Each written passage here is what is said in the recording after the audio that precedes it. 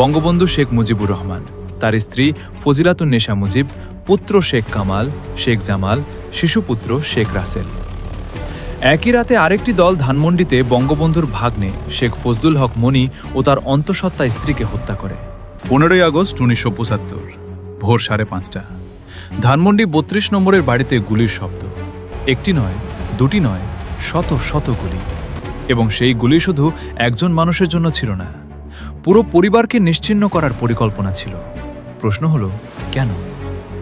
15ই August 1975 সালের ভোরে ধানমন্ডি 32 নম্বরে সেনাবাহিনীর একটি দল হামলা চালায়। নিহত হন কমপক্ষে 47 জন। বঙ্গবন্ধু শেখ মুজিবুর রহমান, তার স্ত্রী ফজিলাতুন্নেসা মুজিব, পুত্র শেখ কামাল, শেখ জামাল, শিশুপুত্র শেখ রাসেল। একই রাতে আরেকটি দল ধানমন্ডিতে বঙ্গবন্ধুর ভাগ্নে শেখ ফজলুল হক মনি ও তার অন্তঃসত্ত্বা স্ত্রীকে হত্যা করে। তৃতীয় দল মিন্টু রোডে আঘাত হানে বঙ্গবন্ধুর শ্যালক আব্দুর রব শেরনিয়াবাদ ও তার পরিবারের 13 জনকে হত্যা করে। কেন শুধু বঙ্গবন্ধু নন, পুরো পরিবার? এই প্রশ্নের উত্তর লুকিয়ে আছে ষড়যন্ত্রের গভীরে। হত্যাকারীদের লক্ষ্য ছিল বঙ্গবন্ধুর পরিবার এবং আওয়ামী লীগের শীর্ষ নেতৃত্বকে সম্পূর্ণরূপে নিশ্চিহ্ন করা। তাদের মূল উদ্দেশ্য ছিল মুক্তিযুদ্ধের চেতনাকে উল্টে দিয়ে পাকিস্তানি ভাবধারা ফিরিয়ে আনা।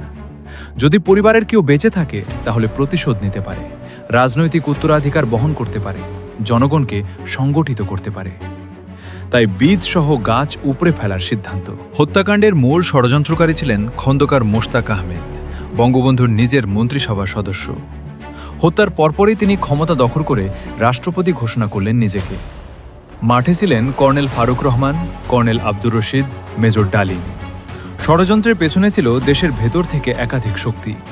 সেনাবাহিনীর মধ্যে উচ্চাভিলাষী, আদর্শগতভাবে বিরোধী কর্মকর্তারা, যারা বঙ্গবন্ধুর ধর্মনিরপেক্ষতা ও সমাজতন্ত্রমুখী নীতিকে হুমকি মনে করতেন।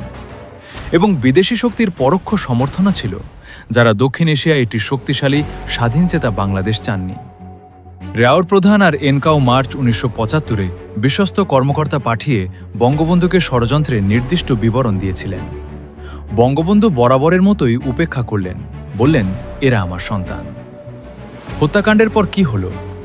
আওয়ামী লীগের 4 প্রতিষ্ঠাতা নেতা তাজউদ্দিন আহমেদ, মনসুর আলী, সৈয়দ নজরুল ইসলাম ও কামারুজ্জামানকে গ্রেপ্তার করা হলো। 3 মাস পরে 3রা নভেম্বর 1975 ঢাকা কেন্দ্রীয় কারাগারের ভেতরে তাদের হত্যা করা হলো।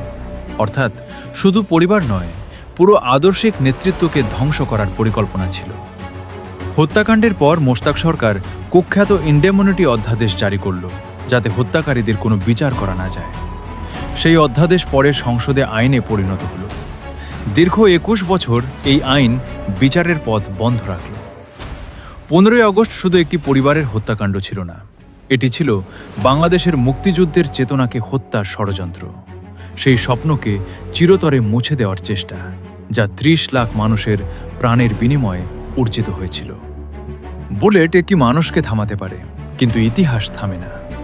10 বছর বয়সী রাসেলের নিরীহ চোখের দিকে তাকিয়েও যারা ট্রিগার টানতে পেরেছিল, তারা জানত না সেই রক্ত একদিন ইতিহাসের পাতায় তাদের নামের পাশে চিরকালের জন্য লেখা হয়ে যাবে। এই ডকুমেন্টারির তথ্যগুলো অনলাইন থেকে সংগ্রহ এবং যাচাই বাছাই করে নেওয়া হয়েছে।